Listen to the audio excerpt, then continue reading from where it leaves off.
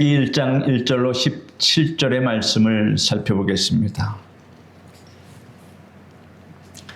레위기 1장 1절로 9절의 말씀을 먼저 우리 같이 읽겠습니다. 여호와께서 회막에서 모세를 부르시고 그에게 말씀하여 이르시되 이스라엘 자손에게 말하여 이르라. 너희 중에 누구든지 여호와께 예물을 드리려거든 가축 중에서 소나 양으로 예물을 드릴지니라. 그 예물이 소의 번제이면 흠없는 수컷으로 회막 문에서 여호와 앞에 기쁘게 받으시도록 드릴지니라. 그는 번제물의 머리에 안수할지니 그를 위하여 기쁘게 받으심이 되어 그를 위하여 속죄가 될 것이라. 그는 여호와 앞에서 그 수송아지를 잡을 것이요 아론의 자손 제사장들은 그 피를 가져다가 회막 문 앞 제단 사방에 뿌릴 것이며 그는 또 그 번제물의 가죽을 벗기고 각을 뜰 것이요 제사장 아론의 자손들은 번제단 위에 불을 붙이고 불 위에 나무를 벌려놓고 아론의 자손 제사장들은 그 뜬 각과 머리와 기름을 제단 위에 불 위에 있는 나무에 버려 놓을 것이며 그 내장과 정강이를 물로 씻을 것이요 제사장은 그 전부를 제단 위에서 불살라 번제를 드릴지니 이는 화제라. 여호와께 향기로운 냄새니라. 사랑하는 성도 여러분, 우리가 오늘 함께 읽은 레위기의 말씀은 성경을 통독할 때 많은 분들이 어렵고 딱딱하게 느껴지는 말씀이기도 합니다.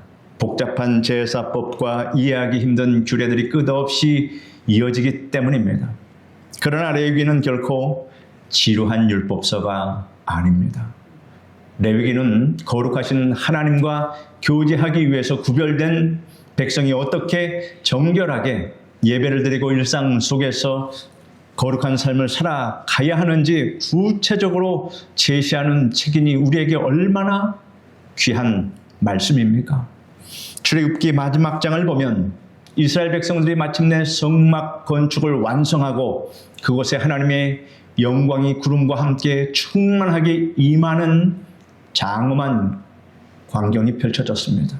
그 영광이 얼마나 압도적이었는지 위대한 영적 지도자인 모세조차도 감히 성막 안으로 들어갈 수 없었다 한 것입니다. 그런데 오늘 레위기 1장 1절은 바로 그 장엄한 성막, 즉 회막에서 하나님께서 모세를 다정하게 부르시는 장면으로 시작합니다. 과거 시내산 꼭대기에서 천둥과 번개와 빽빽한 구름 가운데 두려움으로 임재하셨던 그 하나님이 아니십니다.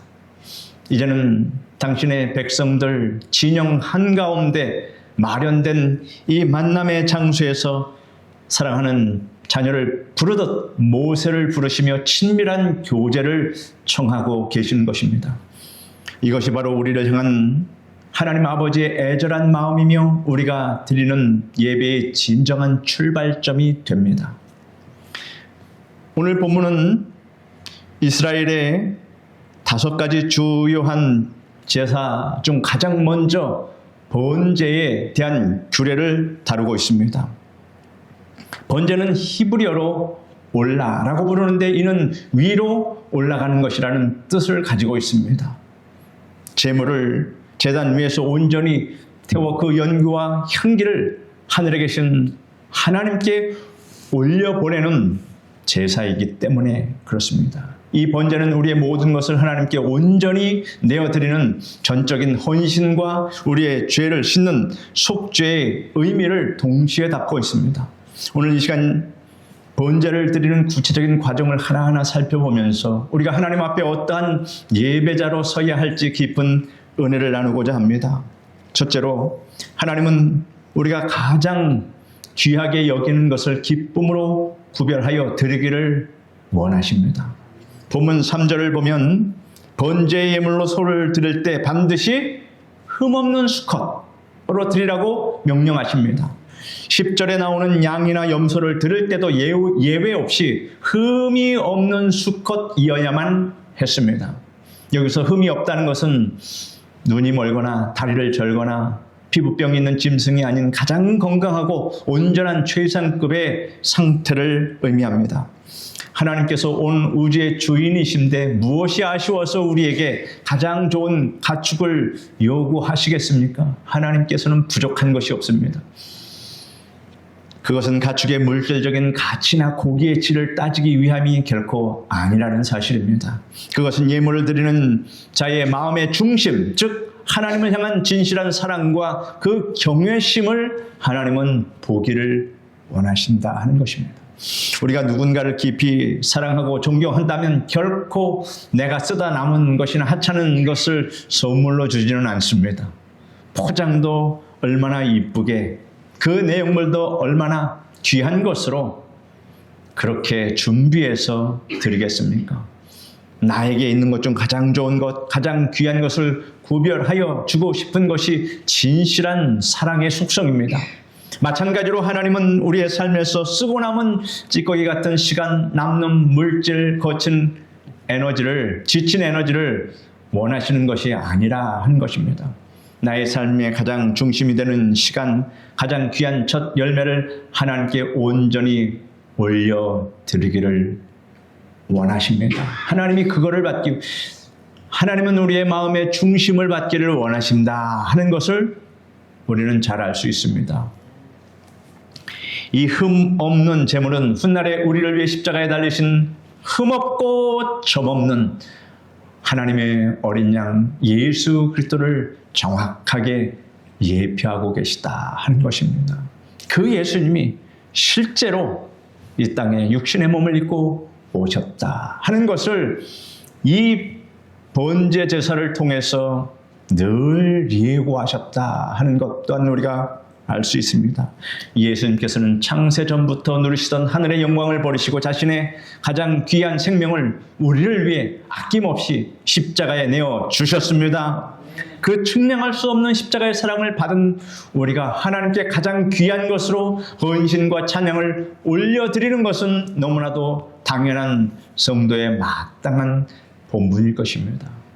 그래서 우리가 추수감사절 때도 하나님께 드리는 것은 최상의 상품을 일부러 찾아서 하나님께 드리는 이유가 바로 그것입니다. 아무거나 그렇게 준비해서 오면 안 되는 것입니다. 둘째로 번제는 철저한 자기 부인과 예수 그리스도의 대속의 은혜를 깨닫게 하는 자리입니다. 4절을 보면 예배를 드리러 온 사람은 반드시 자기가 끌고 온 번제물의 머리에 안수를 해야 합니다.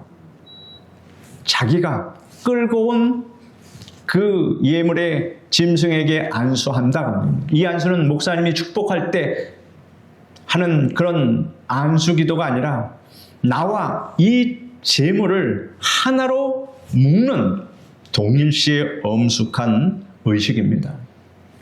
예배자가 제물의 머리에 두 손을 얹고 자신의 은밀하고 추악한 죄들을 하나님 앞에 눈물로 고백할 때 영적으로 놀라운 일이 일어납니다.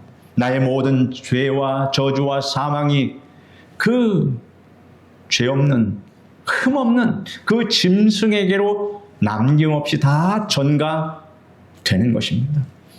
그리고 5절을 보면 놀랍게도 그 짐승의 숨통을 끊어 피를 흘리게 하는 사람은 제사장이 아니라 그 짐승을 가지고 온 예배자 본인입니다.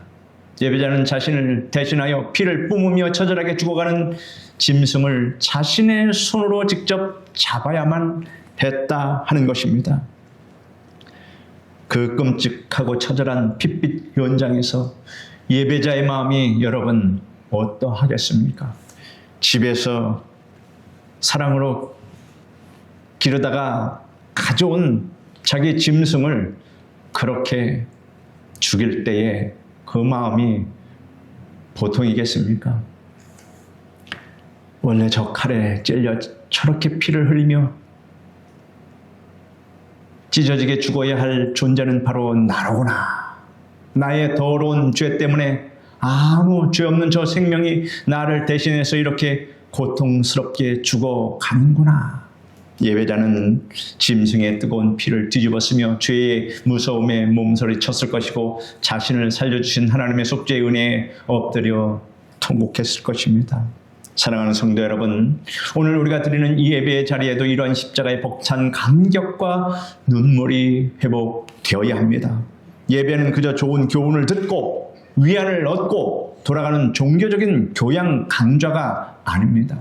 나를 대신하여 갈보리 십자가 언덕에서 물과 피를 다 쏟으시며 찢기신 예수 그리스도를 나의 구주로 깊이 만나는 그러한 생명의 자리입니다. 그 십자가의 붉은 보혈이 내 영혼을 온전히 덮을 때 비로소 우리의 예배는 하나님이 기쁘시게 연락하는 참된 생명의 예배가 되는 줄 믿으시기를 바랍니다. 셋째로, 번제는 우리의 겉과 속을 모두 불태워 버리는 철저하고도 전적인 헌신을 요구합니다. 완전한 제사입니다. 6절 이하를 보면 짐승을 죽인 후 예배자는 그 제물의 가죽을 벗기고 뼈마디를 따라 각을 떠야 합니다. 그리고 제사장은 9절의 말씀대로 내장과 정강이를 물로 깨끗이 씻은 후 제단 위에서 그 전부를 불살라야 했습니다. 조금도 남기지 않고 고기와 뼈와 내장까지 완전히 새하얀 재가 될 때까지 남김없이 태우는 것입니다. 여기서 가죽을 벗긴다는 것은 우리의 외식과 위선 그리고 세상적인 자존심의 두꺼운 껍데기를 모두 벗겨내는 그런 것을 상징합니다. 사람들 앞에서는 그럴듯하게 포장하고 감추었던 나의 거짓된 모습을 거룩하신 하나님 앞에서는 낱낱이 벌거벗은 채로 정직하게 드러내야 한다 하는 것입니다. 각을 뜬다는 것은 짐승의 마디마디를 예리한 칼로 잘라서 완전히 해체하는 참혹한 과정입니다. 이는 나의 굳은 고집, 나의 얄팍한 생각, 나의 이기적인 계획들이 하나님의 좌우에 날선 말씀의 검 앞에서 완전히 쪼개지고 부서지는 것을 의미합니다. 히브리서 4장에 우리 같이 읽겠습니다. 하나님의 말씀은 살아있고 활력이 있어 좌우에 날선 어떤 검보다도 예리하여魂과 영과 및 관절과 골수를 찔러 쪼개기까지 하며 또 마음의 생각과 뜻을 판단하나니 라고 말씀하고 있습니다. 하나님의 말씀의 검이 우리에게 들어오면 우리의 관절과 골수를 찔러 쪼개기까지 하나님께서 우리를 완전히 낮추시고 성령의 그 뜻하시는 바를 우리에게 일러주셔서 완전히 하나님 앞에 복종하게 하나님께서 만들어주신다. 그런 복종을 하는 사람은 진실로 은혜 받은 사람이요 복 받은 사람입니다. 그러므로 관절과 골수가 찔러 쪼개지는데 어떻게 거기서 한거를 할 수 있겠습니까? 하나님 앞에서 항상 여러분 두 손 들고 복종하시기를 바랍니다. 또한 더러운 오물로 가득한 내장과 흙 묻은 정강이를 물로 씻어 불에 태우는 것은 여러분 무엇을 의미하고 있는 것입니까? 우리의 가장 깊은 내면에 숨겨진 은밀한 동기, 더러운 탐욕, 음란한 생각들까지도 성령의 생수로 정결하게 씻어 하나님께 올려드린다는 뜻입니다. 위대한 신앙의 선배인 사도 바울은 로마서 12장 1절에서 너희 몸을 하나님이 기뻐하시는 거룩한 산 제물로 드리라. 이것이 너희가 드릴 영적 예배니라 라고 강력하게 권면합니다. 우리의 삶을, 우리의 몸을 하나님께서 기뻐하시는 산제물로 드리라 하는 것은 무슨 말입니까? 내 인생은 나의 것, 내 인생은 이렇게 조금 남겨놓고 그 중에 한 70%만 하나님께 드려도 잘하는 것이다. 신앙생활 잘하는 것이다. 그런 교만한 마음 갖지 말라 그런 얘기입니다. 거룩한 산 제물로 번제물처럼 드리라 한 것은 나의 삶을 남겨두지 말고 하나님께 나의 삶을 온전히 다 드리라 하는 것입니다. 그러면 하나님께서 우리의 삶을 진정 복되고 잘되게 하나님께서 다 책임져 주신다 하는 그런 뜻입니다. 참된 헌신은 주일 하루 성전에 나와서 예배 드리는 그 한 시간 혹은 헌금 봉투를 드리는 그것으로 끝나는 것이 아닙니다.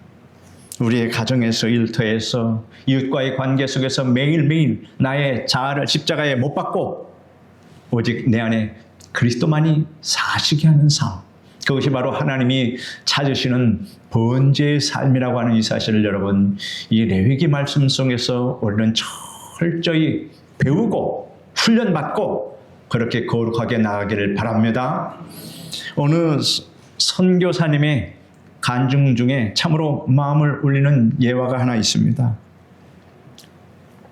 아프리카의 어느 척박한 아주 작은 마을의 선교사님이 헌금 시간을 이제 가졌는데 한 가난한 소년이 자기 앞으로 바구니가 다가오자 갑자기 바구니를 바닥에 내려놓고 그 위로 훌쩍 올라갔다고 합니다.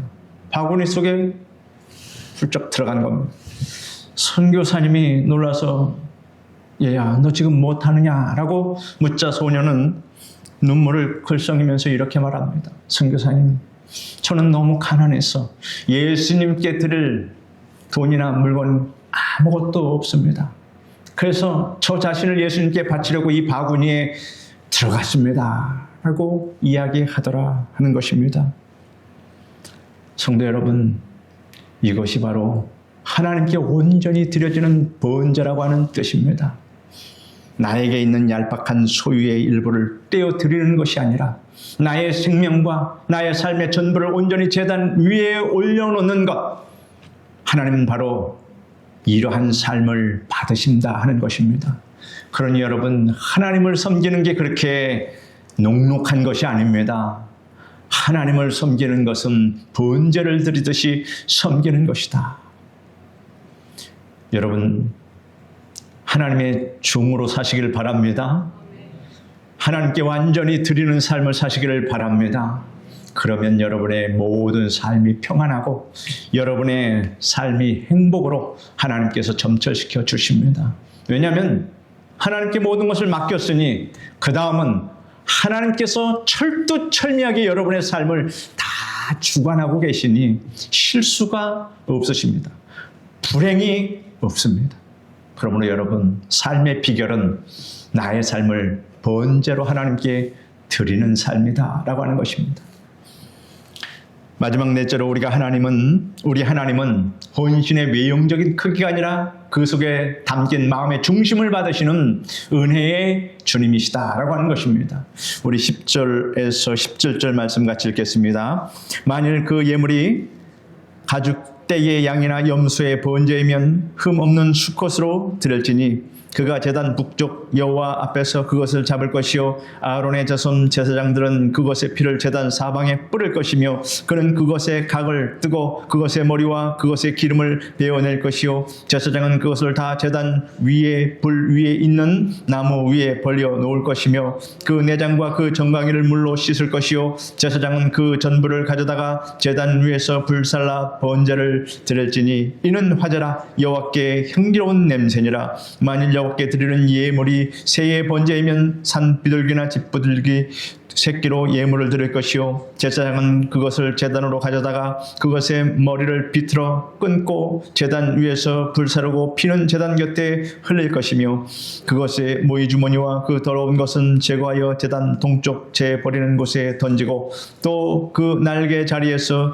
그 몸을 찢되 아주 찢지 말고 제사장이 그것을 제단 위에 불 위에 있는 나무 위에서 불살라 번제를 드릴지니 이는 화제라 여호와께 향기로운 냄새니라.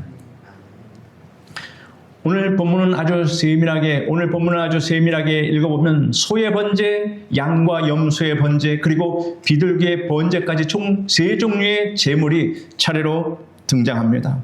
하나님은 형편이 넉넉한 자는 값비싼 소를 드리게 하셨고 평범한 자는 양이나 염소를 드리게 하셨습니다. 하지만 그마저도 짐승을 살 돈조차 없는 가난하고 불쌍한 자들을 위해서는 산이나 들에서 쉽게 잡을 수 있는 산 비둘기나 집 비둘기 새끼를 드리도록 은혜의 길을 활짝 열어주셨습니다. 그런데 여기서 우리가 주목해야 할 참으로 가슴 벅찬 사실이 하나 있습니다. 그것은 9절에 기록된 소의 번제나 13절에 기록된 양의 번제나 17절에 기록된 비둘기의 번제 모두에 대해서 하나님께서 내리시는 평가가, 하나님께서 받으시는 그 평가가 토시 하나 틀리지 않고 완벽하게 동일했다는 것입니다. 차별이 없었다. 성경은 3번에 걸쳐 반복해서 이는 화제라, 여호와께 향기로운 냄새니라 라고 선포하고 있습니다. 소의 향기를 더 좋아하시고 양의 향기를 좀 덜 좋아하시고 이런 차별이 없었다. 동일하게 이는 화제라, 여호와께 향기로운 냄새니라, 이렇게 성경은 기록하고 있습니다. 수백만 원 아주 값비싼 살찐 소를 잡아 바친 부자의 예배라, 가난에 찌들어 숲에서 겨우 잡아온 비둘기 한 마리를 바친 가난한 자의 예배나 하나님 앞에서는 아무런 차별 없이 동일하게 향기로운 냄새로 연락된다는 이 사실을 믿으시기를 바랍니다. 하나님은 우리의 중심에 감동하십니다. 우리의 마음에 감동하신다는 것입니다. 그러므로 여러분, 하나님이 항상 내 마음을 보시고 감동하는 마음으로 여러분의 마음밭을 온유하게 하시기를 바랍니다. 충성된 마음밭으로 만드시기를 바랍니다. 우리 하나님은 우리가 바치는 헌금의 봉투 두께나 우리가 사회에서 가진 위치나 교회에서 봉사하는 규모에 감동하시는 세속적인 하나님이 아니십니다. 비록 남들이 보기에는 너무나 작고 초라해 보일지라도 성전에서 과부가 2렙돈을 드렸던 가난한 그 과부처럼 온 마음과 중심을 다해 눈물 흘리는 그 헌신을 하나님은 천하보다도 귀하게 여겨 주십니다. 육신이 연약하여 봉사의 자리에 서지 못할지라도 골방에 엎드려 교회를 위해 눈물을 흘리며 기도하시는 그 신음소리를 하나님께서는 가장 향기로운 번제로 연락해 주심을 믿으시기를 바랍니다. 오늘 우리가 드리는 이 예배가, 오늘 우리가 이 밤에 부르짖는 이 기도가 바로 이러한 하늘의 향기가 돼서 여러분 하나님 앞에 상달됨을 믿으시기를 바랍니다. 사랑하는 성도 여러분, 오늘 우리가 이 성전에서 올려드리는 간절한 기도와 찬양이 하늘 보좌를 움직이는 거룩하고 향기로운 번제가 되기를 원합니다. 여러분의 남은 평생의 삶이 오직 주님이 기뻐하시는 거룩한 산 제물이 돼서 온 땅에 그리스도의 향기를 바라며 살아가시는 우리 모든 성도님 되시기를 우리 주 예수 그리스도의 이름으로 축원합니다. 기도하겠습니다. 거룩하신 하나님, 오늘 우리는 번제의 그 뜻을 하나님 알았습니다. 하나님께서 원하시는 제사는 하나님 우리 마음의 중심이 어떠한가를 보신다라고 하는 것을 꼭 알고, 하나님은 우리의 마음에 감동하심을 우리가 깨닫고 항상 주님 앞에서 충성하는 마음, 성령으로 충만한 마음, 하나님을 향한 간절한 사랑에 충만한 마음, 이러한 마음으로 우리 성도들의 마음을 하나님 주장하여 주시고 그 마음을 하나님 기쁘게 받아 주시옵소서. 그래서 온전한 삶을 살아가는 우리 성도들에게 한없는 은혜와 평강을 내려 주시옵소서. 예수님의 이름으로 기도드립니다. 아멘.